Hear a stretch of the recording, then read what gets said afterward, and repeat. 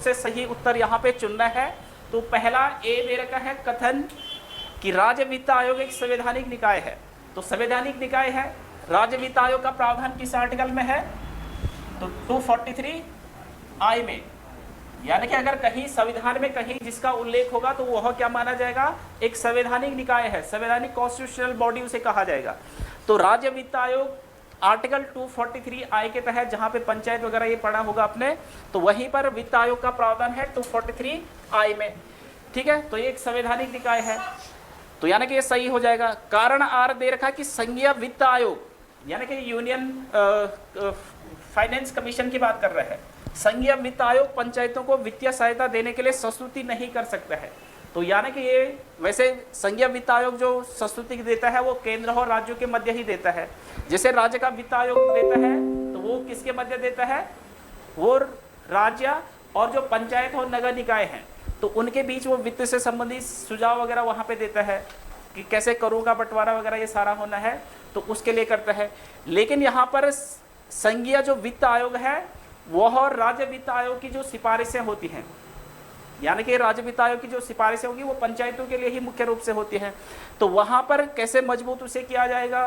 तो उसके लिए भी संघीय वित्त आयोग भी क्या कर सकता है? सिफारिश कर सकता है। तो यानी कि कारण आर क्या हो जाएगा? यहाँ पे गलत हो जाएगा। वैसे मुख्य रूप से संघीय वित्त आयोग का काम केंद्र और राज्यों के मध्य ही करों का बंटवारा वगैरह ये करना है, लेकिन यहाँ पर जो पंचायत वगैरह है उनके लिए भी ये सिफारिश वगैरह कर सकता है। तो कारण आर क्या हो जाएगा? यहाँ पे गलत हो जाएगा। तो इसका जो राइट आंसर हो जाएगा, तो ए सही है किंतु आर क्या हो जाएगा? गलत हो जाएगा। तो इसका राइट आंसर हो जाएगा सी वाला। ठीक है, तो संघीय वित्त आयोग का प्रावधान किस आर्टिकल में है? तो कहां पर है इसका? अनुच्छेद 280 में। और अभी वित्त आयोग के कौन अध्यक्ष हैं केंद्र में? अरविंद पनगड़िया। तो केंद्र में अभी कौन सा वित्त आयोग चल रहा है? तो 16वां वित्त आयोग। तो 16वें वित्त आयोग के अध्यक्ष हैं अरविंद पनगड़िया। और ऐसे ही राज्य में अगर राज्य वित्त आयोग के अध्यक्ष अगर देखा जाए उत्तराखंड में, तो यहाँ पर कौन अध्यक्ष है? अभी 6वां वित्त आयोग बना है ना उत्तराखंड में, एन रविशंकर, जो पहले मुख्य सचिव भी इसे।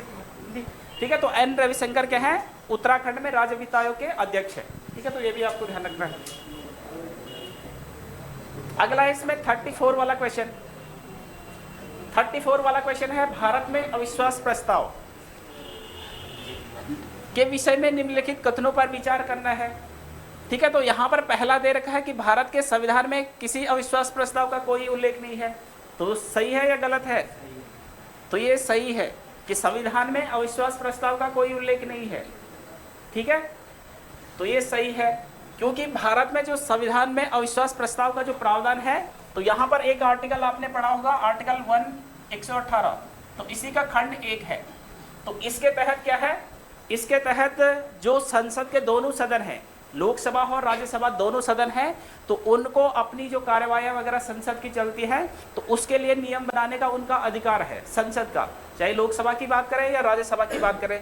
तो इसी 118 के आर्टिकल के तहत संसद यानी कि लोकसभा ने अविश्वास प्रस्ताव का प्रावधान वहां पे किया है, क्योंकि उनको अधिकार है इस अनुच्छेद 118 के तहत कि वह लोकसभा और राज्यसभा की कार्यवाही के लिए नियम बना सकते हैं। तो उसी के तहत ये अविश्वास प्रस्ताव का प्रावधान है, न कि संविधान में इसका उल्लेख है। ठीक है, तो पहला वाला क्या हो जाएगा? कोई उल्लेख नहीं है, तो ये सही है।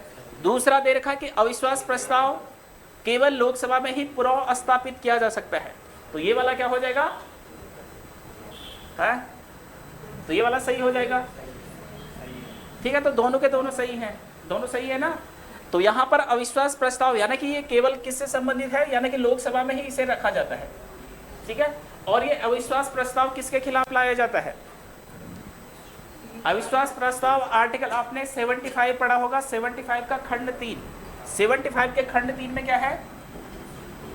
75 के खंड 3 पार्ट 3 में, तो यहाँ पर क्या है? जो मंत्री परिषद होती है, केंद्रीय मंत्री परिषद, तो ये सामूहिक रूप से किसके प्रति उत्तरदायी होती है? तो ये लोकसभा के प्रति उत्तरदायी होती है। तो यानी कि अगर एक भी मंत्री के खिलाफ अविश्वास प्रस्ताव लाया जाता है या प्रधानमंत्री के खिलाफ अविश्वास प्रस्ताव लाया जाता है और वह अविश्वास प्रस्ताव पारित होता है, तो पूरी की पूरी मंत्री परिषद क्या हो जाएगी? भंग हो जाती है।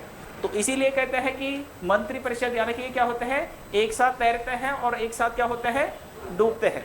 ठीक है, तो यानी कि अविश्वास प्रस्ताव